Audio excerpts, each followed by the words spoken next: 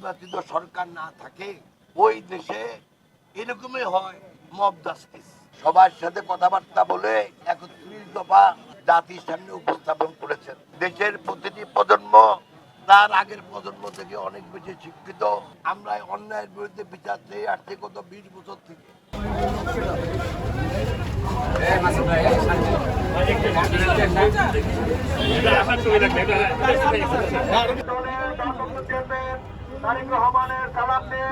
আমাদের dengue, chikungunya এবং কোভিডকে সামনে রেখে স্বাস্থ্য সচেতনতার জন্য একই সাথে আমাদের দলের ৩১ দফা যে আমরা সংস্কার প্রস্তাব করা হয়েছে আমাদের নেতা কর্তৃক, সেই লিফলেট বিতরণের কর্মসূচিতে আপনারা যারা কষ্ট করে এসছেন আপনাদের সবার প্রতি আমি কৃতজ্ঞতা জানাই। অত্র এলাকার নেতৃবৃন্দ এবং শহরের বিভিন্ন জায়গা থেকে আগত নেতৃবৃন্দ, আমাদের অঙ্গ সংগঠনের নেতৃবৃন্দ, আপনাদের সবাইকে এই কষ্ট করে আসার জন্য এবং এই কর্মসূচিতে অংশগ্রহণ করার জন্য আপনাদের প্রতি আমি কৃতজ্ঞতা জানাই। এটা আমাদের দলের জন্য অত্যন্ত জরুরি। আমি কথা বলার আগে আরেকটা কথা বলে নিই, আমরা বাংলাদেশ জাতীয়তাবাদী দল একটা উদার গণতান্ত্রিক রাজনৈতিক দল।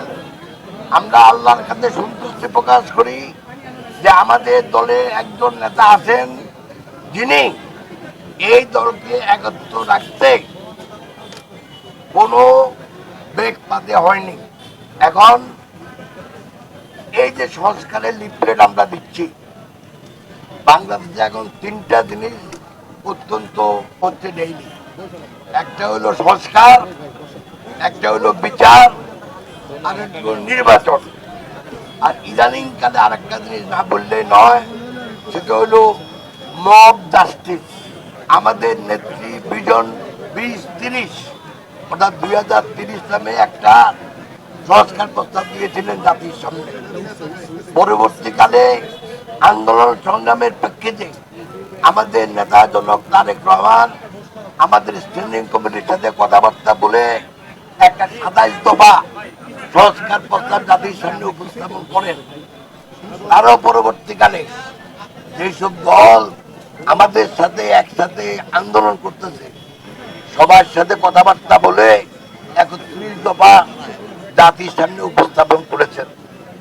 আপনারা যদি এই সংস্কার প্রস্তাবগুলো দেখেন তাহলে দেখবেন যে আমাদের দলের আসলে চিন্তাধারা কি, আমাদের নেতার আসলে চিন্তাধারা কি। কারণ আমাদের দল চায় সবসময় জাতীয় উন্নয়ন, আমাদের দল চায় সংস্কার সবসময় যেন চলে। সব মশার বিরুদ্ধে সুরক্ষা দিতে এলো বসুন্ধরা এক্সট্রিম অ্যারোসল, মশার বিরুদ্ধে এক্সট্রিম সুরক্ষা। সংস্কার একটা চলমান প্রক্রিয়া, কারণ দেশের প্রতিটি প্রজন্ম তার আগের প্রজন্ম থেকে অনেক বেশি শিক্ষিত, অনেক বেশি অভিজ্ঞতা সম্পন্ন, অনেক বেশি প্রযুক্তি নির্ভর। সেজন্যই দেশের উন্নয়নের স্বার্থে সবসময় সংস্কার প্রয়োজন। আরেকটা হলো বিচার। আমরা গত ২০ বছর থেকে বিচার চেয়ে আসছি। অন্যায়, অবিচার, প্রহসনমূলক নির্বাচন, জেল জুলুমের বিরুদ্ধে আমরা অন্যায়ের বিরুদ্ধে বিচার চেয়ে আসছি গত ২০ বছর থেকে। অতএব আমরা এখনো বিচার চাই। যারা অন্যায় করছে, অবিচার করছে, জেল করছে, জেল জুলুম দিয়ে মানুষকে লাঞ্ছনা বাঞ্ছনার শিকার করছে, তাদের সবাই আমরা অবিলম্বে বিচার চাই। তারপর হলো নির্বাচন। একটা দেশে যদি নির্বাচিত সরকার না থাকে তাহলে সেই দেশ উন্নয়ন হয়েছে এরকম কোনো দৃষ্টান্ত আপনারা দেখাতে পারবেন না। ওই দেশে এরকমই হয় মব জাস্টিস। আর এই মব জাস্টিস কারা শুরু করছে আপনারা ভালো করে দেখেন। আমরা দাবি করি যারা এই মব জাস্টিসের সাথে জড়িত তাদের সবাইকে আইনের আওতায় আনা হোক। যে আমাদের দেশকে আগামী দিনে কিভাবে পরিচালনা করবে, রাষ্ট্র কিভাবে পরিচালিত হবে, সেই ব্যাপারে এই ৩১ দফার ভিতরে আমাদের সর্বস্তরের আমি মনে করি মানুষের দৈনন্দিন জীবনে একটি মানুষের যা যা প্রয়োজন সব কিছুই আমাদের 31 দফাতে রয়েছে। আপনারা জানেন শহীদ রাষ্ট্রপতি জিয়া রহমানের 19 দফা কর্মসূচি ছিল, সেই 19 দফাকে রূপান্তরিত করে আজকে আমাদের পার্টির ভারপ্রাপ্ত চেয়ারম্যান জনাব তারেক রহমান 31 দফায় রূপান্তরিত করেছে। এটা আমরা সাধারণ জনগণের কাছেও আমরা আজকে পৌঁছে দিতে চাচ্ছি। ইতিমধ্যেই আমাদের এই কর্মসূচি শুরু হয়েছে। এই কর্মসূচির মাধ্যমে সারা বাংলাদেশের মানুষ আজকে তারা উজ্জীবিত হবে। আমি বিশ্বাস করি যে আগামী দিনে এই 31 দফা যদি আমরা সবাই একটু ভালো করে খেয়াল করে পড়ি, তাহলে অবশ্যই বাংলাদেশ জাতীয়তাবাদী দলের আগামী দিনের যে কর্মসূচি, সেই কর্মসূচি ইনশাল্লাহ সফল এবং সার্থক হবে।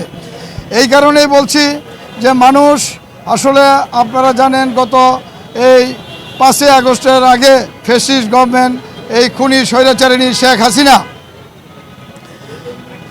যখন এই দেশের রাষ্ট্র পরিচালনা করছেন, সে চুরি চামারি থেকে শুরু করে হাইজ্যাক রাজধানী অর্থাৎ বাংলাদেশের নির্বাচনী ব্যবস্থাপনা একেবারেই ধ্বংস করে দিয়েছিল।